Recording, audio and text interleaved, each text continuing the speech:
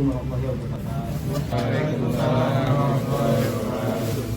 Terima kasih atas kehadiran teman-teman sekalian yang sudah membantu kami buat menghadiri untuk program pembelajaran kita ini. Di sini saya dan teman-teman saya akan sedikit menyampaikan hasil belajar kami, yaitu tentang materi, yaitu lidahmu dengan hatimu.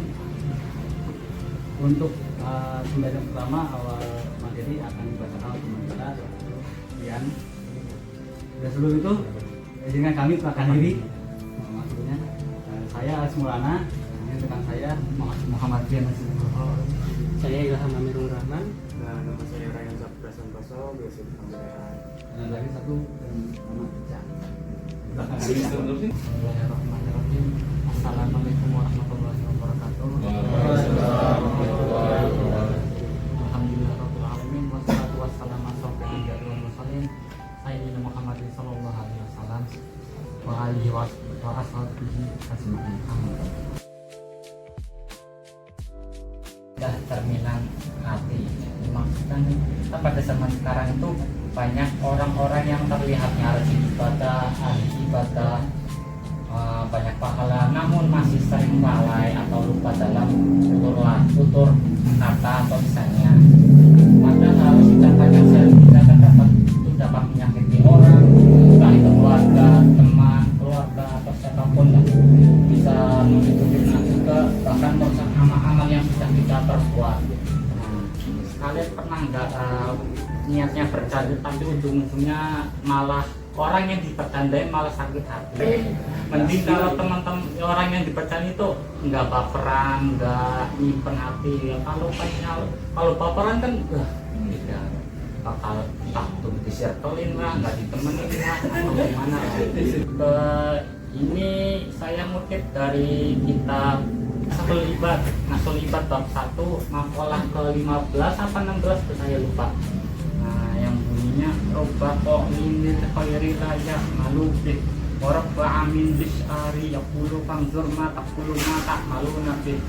Yang artinya banyak orang yang tampaknya amalnya baik, amalnya banyak, tetapi tetap dilempar ke neraka karena lisannya sendiri. Kalau khotoya beni ada mafi lisani, yang artinya mayoritas dosa anak Adam itu berasal dari lisannya sendiri. Fitnahin orang, aslinya orangnya baik malah difitnah. Nah, terus ada lisan cerminan hati. Nah, ini cerminan hati. Kalau hatinya bersih, hatinya suci, itu pasti ucapannya bakal lemah lembut, bakal baik. Ya, ini ada hadis dari Nabi Muhammad, la yastaqimu imanu abdi hatta yastaqima qalbuhu wa la yastaqimu qalbuhu hatta yastaqimu lisanun. Yang artinya tidak ada orang yang lurus imannya sampai ia meluruskan lisannya sendiri, membenarkan lisannya sendiri. Jawahnya ada surah lah, bahkan sering dengar atau seenggaknya sering baca. Qad aflaha man zakkaha, yang artinya telah beruntunglah orang-orang yang sudah menyucikan jiwanya. Quran hadis As-Samsi ayat 9. Ada dampak buruk ucapan. 1. Dapat merusak hubungan, entah itu hubungan keluarga, antara adik kakak, saudara, pasangan, juga bisa teman. Nomor 2, menghapus pahala. Kan sia-sia walaupun kita udah sholat jungkat-jungkit tahun berhari-hari, puasa, nahan puasa lapar itu hari, terus mengeluarkan duit buat zakat, tapi ujung-ujungnya kita tetap hibah, tetap nyindir. Nomor 3, menyakiti sesama. Konteks ini menyakiti bukan tentang itu doang sih, nyakiti kan bisa kita nyindir orang. Nomor 4, jadi bakro di akhirat. Ini ngikut dari kisah Nabi lah. Ya, Nabi Shallallahu Alaihi Wasallam bertanya kepada para sahabat, orang apa yang bakal bangkrut? Mereka pun bakal menjawab, orang yang tidak punya harta. Kanjeng Nabinya bukan. Terus Nabi bersabda lagi, orang yang bakal bangkrut dari umatku adalah orang yang diadakan di hari akhir, di hari kiamat, dengan membawa pahala sholat, pahala puasa, dan pahala zakat, tetapi ia pernah mencaci orang-orang, menuduh, Memakan harta, menumpahkan darah tetangga-tetangga atau saudaranya, bahkan memukulnya. Berikanlah kebaikan tadi kepada mereka. Jika kebaikan itu habis sebelum dia menebus kesalahannya, dosa-dosa yang belum ditebus bahkan dilempar ke dia, lalu ia pun dilempar ke neraka juga. Cara menjaga lisan: nomor 1, pikir dulu sebelum redup bicara. Nah, nomor 2, biasakan diam kalau nggak penting amat. Nyimak aja mending diam. Kalau ada yang bicara kita ada ide walaupun idenya apalah, kalau kita nggak pasti mending diam aja daripada menyusahin orang, akan kasihan ya. Kalau 3, zikir pengganti hibah ya. Nomor 4, minta maaf kalau salah ucap, kalau kita nggak sengaja, walaupun sengaja nggak sengaja itu nggak tahu. Nomor 5, bergaul dengan orang bijak. Kumpul-kumpul kan ngaruh ke sirkulasi, kan ngaruh ke sifat kita. Misal kita kumpul sama orang-orang yang di nelayan, di tukang ikan asin, kita bakal ikut bawa asin juga kan, pasti. Paling kalau kita kumpul-kumpul sama orang yang atau kerja di tempat-tempat toko parfum atau orang kaya kan, pasti kita ikut, mungkin dapat cipratan duit aja. Cukup sekian yang saya dan teman-teman saya sampaikan. Kalau ada yang mau tanyain boleh.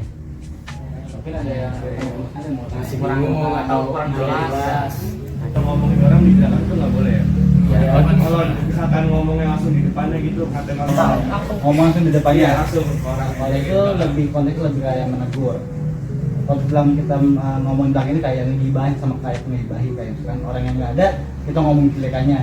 Nah kalau misalkan kita konteksnya ngomong langsung di depannya, itu bukan lebih kegibah, menegur dia secara langsung. Mungkin secara langsung orang yang kita tegur ini sakit hati. Mungkin lebih baiknya kita juga meminta maaf atas omongan kita yang kayak mungkin tegur kita kurang enakin dia, atau mungkin kata-kata kita kurang sopan menegur dia. Jika sebelum menegur dia kita meminta maaf dulu supaya dia nggak sakit hati. Jadi dia ngasih tahu dia bahwasanya teguran kita ini untuk masukkan dia lebih baik lagi ke depannya gitu. Dibandingkan kita ngomongin dari belakang, dia yang nggak ada, dia yang nggak tahu, kita jelekin, dia dapat pahala, kita dapat dosanya gitu. Bahkan bisa dibilang pahala yang kita berbuat selama ini pun bisa dioper ke dia. Kalau misalkan kita terlanjur ya, bukan terlanjur sih, ya terlanjur bikin orang kan. Tapi orangnya sih nggak mungkin ketemu dia, karena bisa jadi orang yang udah meninggal gitu kan. Atau enggak orangnya di luar negeri gitu kan. Pokoknya nggak mungkin ketemu dia lah, tapi keceplosan ngomongin dia gitu. Itu ada salah satu solusi ya. Itu doanya itu Allahumma ighfir lana, kalau perempuan walaha. Kalau kita ngomonginnya banyak orang, Allahumma ighfir lana walahum. Jadi nggak mungkin kita berjabat sama dia juga. Iya. Ini ceritanya nggak di sini orangnya gitu ya. Kita gibahin ya misalkan kayak ngomongin Iran gitu kan. Kita kan nggak mungkin ketemu sama orang gitu. Nyalain Iran lagi nih dan seterusnya. Nah itu ada salah satu solusinya Allahumma walahum. Atau subhanakallahumma wa bihamdika asyhadu an la ilaha illa anta astaghfiruka. Itu salah satu kafarat ya, salah satu solusi. Kita terlanjur ngomongin tapi nggak sengaja ya ngomonginnya ya, nggak sengaja. Ini sih kita dari part ini lebih menjaga lisan, karena kita nggak tahu entah sengaja maupun nggak sengaja mungkin seseorang masuk otak kita dan bisa kita gitu. Karena sekarang juga lagi banyak kasus dan dimana kayak pembunuhan terjadi gara-gara lisan masing-masing, karena dicaci maki, karena dia bentak dan dikata-katain lah. Itu mungkin bisa jadi pelajaran buat kita, itu jadi jaga lisan lah lebih baik. Karena juga tadi seperti yang hadis disebutkan teman kita seperti tadi, kalau kita tidak bisa berkata baik, lebih baik kita diam. Terima kasih, paling kesimpulannya. Terima kasih juga untuk teman-teman yang sudah mendengarkan kami. Luang waktu juga buat pertemuan kali ini. Untuk ini saya tutup pertemuannya. Assalamualaikum warahmatullahi wabarakatuh.